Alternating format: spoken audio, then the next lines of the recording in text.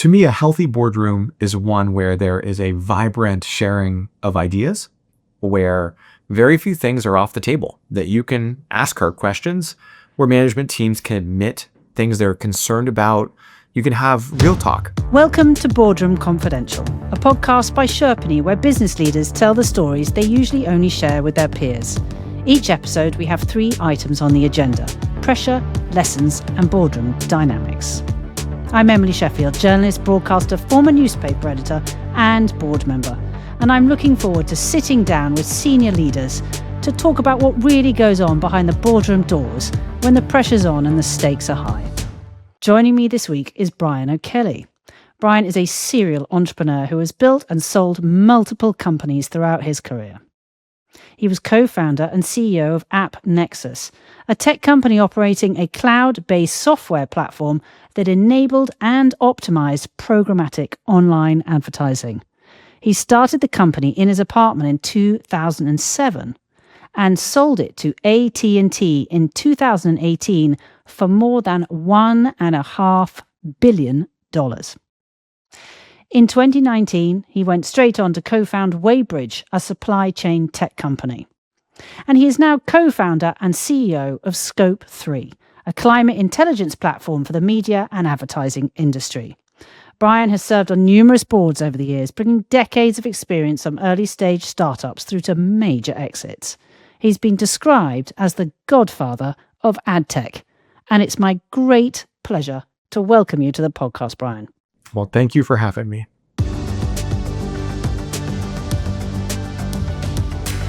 So first on the agenda is boardroom pressure. Now, you've been a CEO multiple times, served on many boards. Can you take us into a specific moment when you felt real pressure in that boardroom and how you resolved it? Well, at AppNexus, there was a moment, probably in 2015, when we realized that while we were the market leader for independent ad tech companies, we were always living in Google's shadow. And we had to make a decision. Were we going to go after Google? Which, even though we were hundreds of people and, probably worth $1 billion at that point, going against Google was kind of insane, And I remember going into a board meeting and saying, this is what's going to take to go after Google. And the board basically said no, that it was unreasonable and that, we couldn't spend the resources that way. And I tried to make my case as to why, if we weren't going after Google, we would never be, the successful market leader, never achieve our mission of creating a better internet. And the board ended up just saying, no, this is not something that you can do at this moment. And it was one of the most disappointing moments of my professional life. And I respect the idea that the board's job is to ask hard questions of a CEO. And having been on boards asking those questions of CEOs, I think it's healthy for a board to be able to say no to a CEO. But at the same time, as an entrepreneur, it was one of the most disappointing moments of my professional life, of not getting the resources I needed to do something that I think could have been a dramatic acceleration for the business we were running. Do you, looking back on that moment now, think the board were wrong? Well, it's really hard to know if they were right or not in hindsight, because we can't live a different history. What we do know is that 10 years later, Google lost an antitrust case for what they did to stop AppNexus 10 years ago. So, my belief that Google was in our way was completely accurate. What we ended up doing was building an industry coalition to go after Google together. And it turned out to be incredibly effective to not just be AppNexus against Google, but everybody against Google. And it did force them into these antitrust outcomes. But it did also mean that it wasn't going to be AppNexus that won the space in that sense. It was kind of this consortium. And so I guess selfishly, I do think we had a chance to do it had we put the resources toward it at that moment. So I don't know. I think the board had a reason for this. It was a lot to imagine that we could go do. We only had, at that point, we probably had $100 million in the bank. We just raised a massive round. We had Microsoft as an investor. We had WPP, the largest agency in the world. Like, there was a reason to believe we had the people and capital to make the play. But we can't complain about the outcome, right? It was a massive outcome. And when you said it at the beginning, I was like, wow, that sounds really big. Like, how did that happen that we went from two of us in my apartment to such a big exit? So obviously the board knew something, because it was a good story. As the CEO, what's the sort of most difficult aspect of board meetings when you're under pressure? Because it's very different if you're sitting on the board, and I'm not saying you don't come under pressure when you sit on the board, because we do. But I have never been a CEO facing a big board, especially in a difficult moment. How, even looking back to what you're just describing, was it controlling yourself? Was it prepping? Was it handling your disappointment? I mean, what is the hardest part? Controlling your emotions? I mean, one of the hard parts about that moment was the board, part of their response was, you need a better business case. Like, you need to have a better financial plan for how this is going to work. And part of my point was, one, this is unknowable. Like, this is a very binary outcome. Like, if we win, this is a massive, 10, 20, $30 billion company. And if we don't win, we'll still be a very successful, kind of where we were, a couple $1 billion exit. But when they said I needed a better financial plan, they'd also given me the advice, which I took 6 months before, to fire my CFO. So I was in the middle of a CFO search. And so I couldn't give them a better plan because I didn't have a CFO.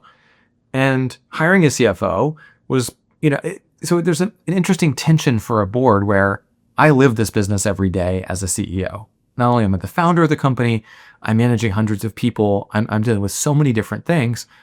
And so the fact that it's unreasonable to say in one board meeting, find a better CFO, in the next board meeting, you can't do anything until you find a CFO. Well, that doesn't really work. I think one thing I learned from that is that board meetings are the worst time to have hard conversations.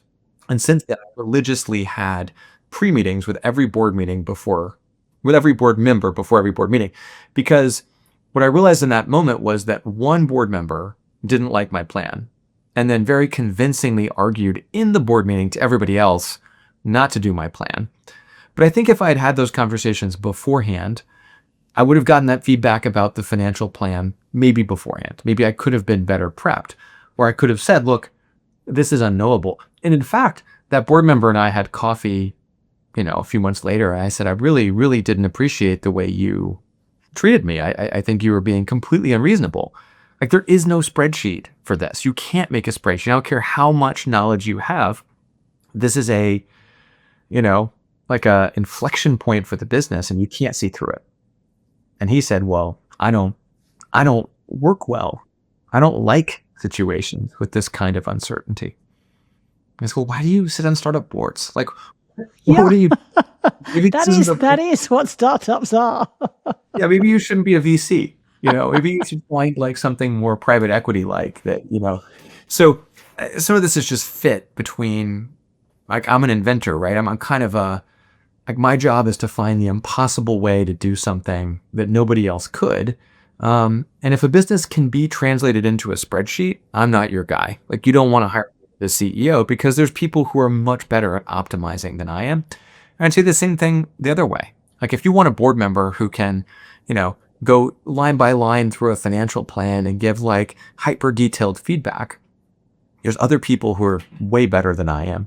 But if you want someone who's looking for, 10x or 100x outcomes, and who can really see outside the box and look at strategic situations that, maybe aren't obvious from the situation, like, that's the kind of situation or board or leadership team that I find really fascinating. Is, what do you do in that inflection point? What do you do when everything's on the line? And your point about emotion is very real, which is there is a gut sense to some of these things. There is an aspect of this, which is, can we do something crazy and impossible together or not?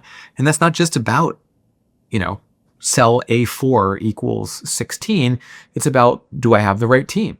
Do I think I can motivate my client base in this ecosystem? Do I understand the exogenous circumstances well enough? I can't guarantee what people will do, but that's the job of a leader, I think, is to rally people in ways that get you to nonlinear outcomes. That's the fascinating part of business to me.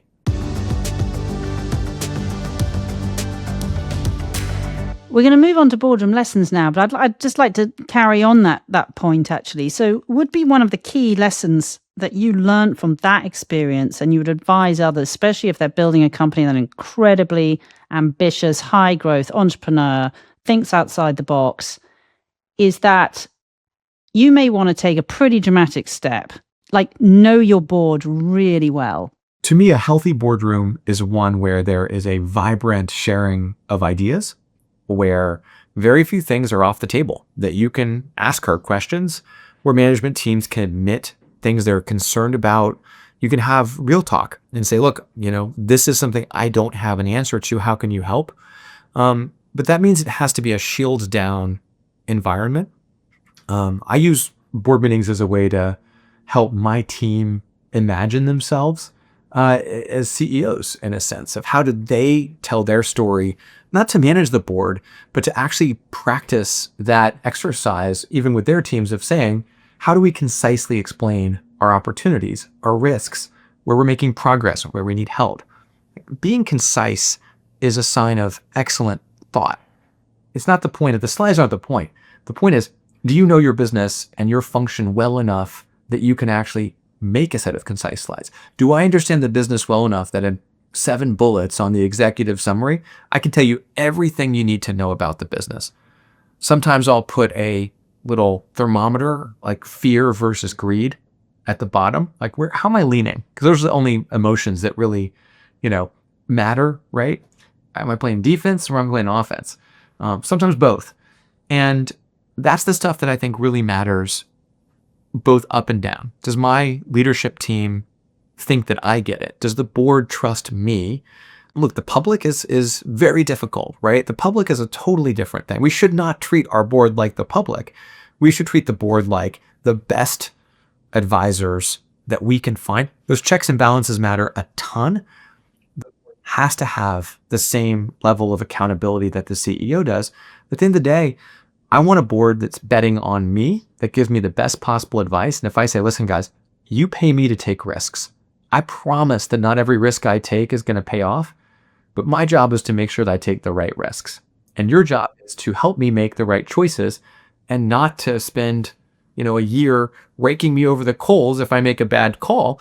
You want me to be just as excited about the next call as the last call, hopefully learning from it, surrounding myself with people that are helping me improve the odds that these risks pay off. The problem is, though, for a lot of CEOs, the board can be made up of their investors.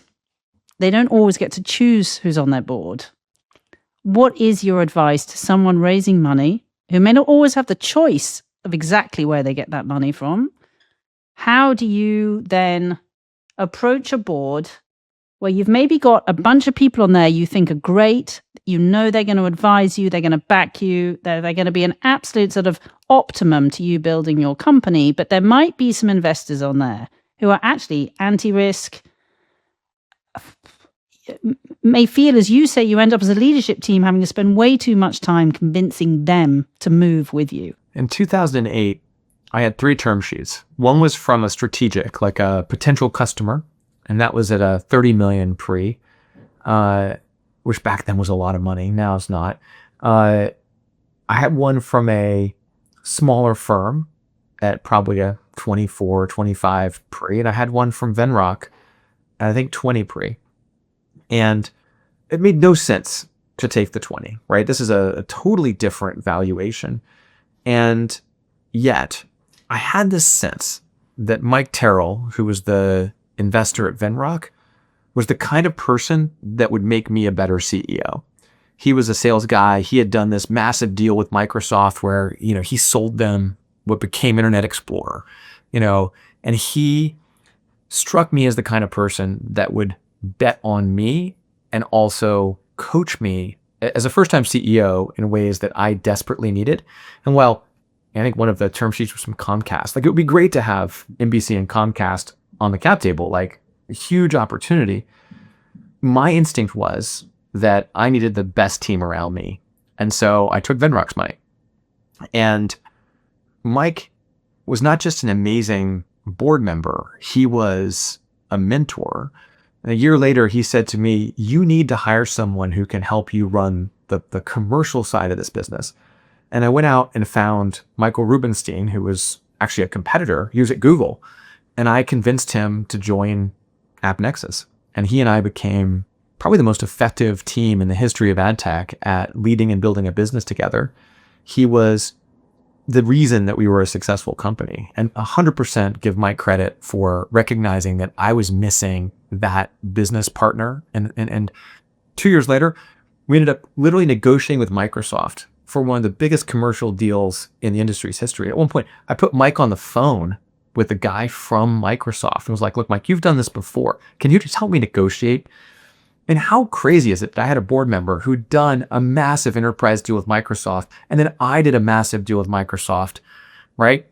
And to me, that's the kind of VC you're looking for. And even though the term sheet was at a lower price, the value to AppNexus of being a hugely successful company, that traces back to my consistent belief that you want the right money, the right people, the right mindset, that team, well, your valuation early on, fine, okay, I gave up $10 million of value to myself on an exit.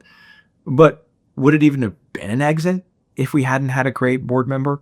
So to me, that's my best advice to entrepreneurs is you are not stuck with your investors. You have to choose people for your board that you want to be around the table with, that will make you better, that will support you. How did you know this? Had you sat on a board before at this point? Was this just something you intrinsically knew? Because I mean, that's a pretty big decision to take that early on in your company. You've got a few employees, I assume at this point. It's 2008. You only founded it in 2007. What had you learned? Who had taught you that that was the right decision to make? Because it's pretty confident. At my previous company, Right Media, I was the CTO. And about a few months before we ended up selling the company to Yahoo, the board fired me because I was against the idea of selling the company.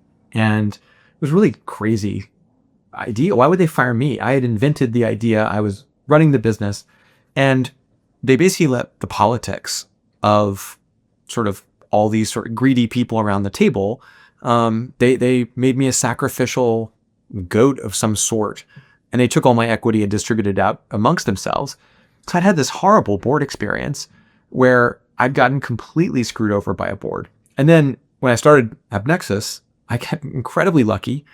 And I was introduced to Ben Horowitz and Mark Andreessen. And they were my first investors. This is before they started Andreessen Horowitz, the firm.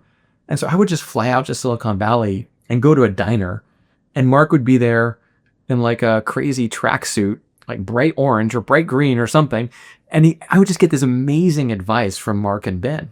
It's very interesting. That experience of being fired, brutal at the time, I am sure. I've had an experience of having my shares taken away, except a company I built. It can happen. Looking back though, do you think that was a very important, however brutal that experience was, do you think it shaped you? It was a massive betrayal by people that I had trusted, that I had played basketball with, that I had, I thought we were building something together. And I went through all the stages of grief, right? I was angry. I was in denial. I went through the whole thing. But, I ended up in therapy, and I found an amazing therapist. And this isn't like a coach. This is just like me dealing with my stuff.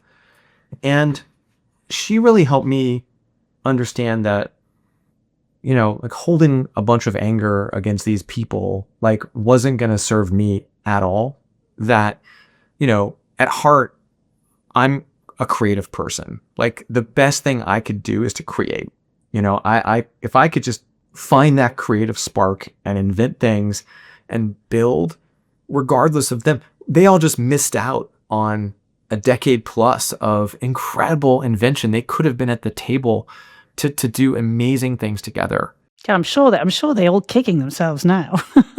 Well, who knows? I don't really know, but it doesn't matter because they're like a side in my story in a way that, it's like, okay, that happened. And thank God, because I didn't have to go work at Yahoo for a few years. I got to start from scratch. I mean, it accelerated my path to being a CEO. It accelerated me becoming me in a way that I wouldn't have ever done. And, who knows when I would have gotten around to starting a company or being a CEO. I made so many mistakes along that journey. I think for all of us, like, adversity isn't something we all desire, but I mean, what a gift to learn all those things about myself as a leader, and then to have to be thrown into the fire to make some more mistakes, right? I mean, I'm only 48, but I feel very old sometimes. I feel like I've been doing this for a very long time, and I'm just still early in my career, I guess. I think it's a great American characteristic that you are much more embracing of failure than the British are. And it's always something when I'm talking to founders or board members, I'm like, embrace failure. It's your path to success. I think America is just really good at failing. Like But you're good at failing and starting again. Yeah. So finally, agenda item number 3, boardroom dynamics, which again feeds back into everything we've been talking about. You and Anne Coughlin, I hope I'm pronouncing that correct, are now co-founders of Scope3, and you bring very different levels of board experience. How does that dynamic play out in the boardroom? Well, I think for me, like, building the next generation of leaders is really, really important. And I think we know that women are heavily underrepresented in boards, both on the founding and on the venture side. But I don't believe in any kind of like free lunch here or, there's no charity action here. To me, my job as a leader is get the best possible people around the table. And I'm very fortunate that Anne is extraordinary and complements me very well as sort of a natural risk taker and creative. Anne is a strategist and a very people first kind of leader in ways that work really well together. And so having her in the boardroom means that I can focus on whatever crazy idea I'm trying to do, and she gets it cool. And we're also running this company incredibly well. We're making great hires. We're building actual products and commercial motions, and all these things are connecting back to a vision we share for who we are, where we're going, what we're trying to accomplish. I think that's what every founder needs to do, every leader needs to do, is find the team, find the partner, find the folks that are complements, right? We don't want 5 cookie cutter me's, because that would be very boring and terrifying. And that's my leadership team at every company. And it's always going to be different, but finding those complements is job number 1. And nearly always leads to the more successful companies. What's the difference in how you show up as a CEO versus as a board member? Because you do both. Well, first of all, in both cases, I'm showing up in a t-shirt and shorts. So don't expect me to dress up if I'm on your board or if it's a board meeting, which is partially just that's who I am. And I don't think we should be putting on airs in a boardroom on either side. I want everyone to be authentic and present. I think having that open dialogue, having constructive confrontation, being willing to really get to the point and not put on a show feels like the most healthy board meetings that I've been in. Giving space for executive session so that the board can talk without leadership in the room, and just total transparency, both emotional and, about the business. Just that to me is the most healthy place to make great decisions and build great companies. And what are the warning signs when the dynamics in a board are not working? And how do you tackle that? Well, as a CEO, I feel defensive. I don't want to feel defensive in a board meeting. As a board meeting, it's when the CEO is defensive, right? Or the leadership team, because the leadership team's there too. And I'm just hyper cognizant of how leadership teams interact with each other. Like a not a great board outcome is we have a board meeting, and then afterwards, everybody talks to each other. Management team members come up to me and say, "Hey, I bet you didn't know this," or a board member will come up and say, "Hey, can we talk about that? Because I don't know how I feel about it." That's really unhealthy. You want everything in the room, with the caveat of you do need exec session. But even after the exec session, it should be everyone comes back in and we have a real conversation. That is the most important aspect of a board meeting from my perspective. I've so enjoyed your insights, and I'm sure our audience have, but we always finish with one final question. If you could go back to your first board meeting, what would you tell yourself? Well, I remember very clearly, my first board meeting as the CEO at AppNexus. I worked so hard in the deck, and the deck was like, we made a website, check it out. We built this product, check out the new APIs we built. We signed 3 customers, check it out. Here's the contracts, and here's all these things. I was so proud of this deck. I was so proud. We made so much progress. We were all so excited. And we walk in this board meeting, and they're like, yeah, we don't really care about this stuff. What's the burn? And I was like, what's the burn? Like, look at all this progress we've made. This is amazing. They're like, yeah, we don't care about your website. I was like, well, why not? Like, this is awesome. And of course, now I realize that that's not what board meetings are about. Board meetings aren't progress check-ins. Board meetings are about, hey, what I should have said is, Amazon's coming into this space, and here's our plan to beat them or to get out of their way. That was the actual strategic context of the conversation. But I didn't realize that the board meeting wasn't an extension of our weekly management meeting. It was a totally different conversation about a totally different set of objectives. And if I could go back, I think that board meeting would have been much better. But also, I'm still really proud of that website and that product and those customers. So there.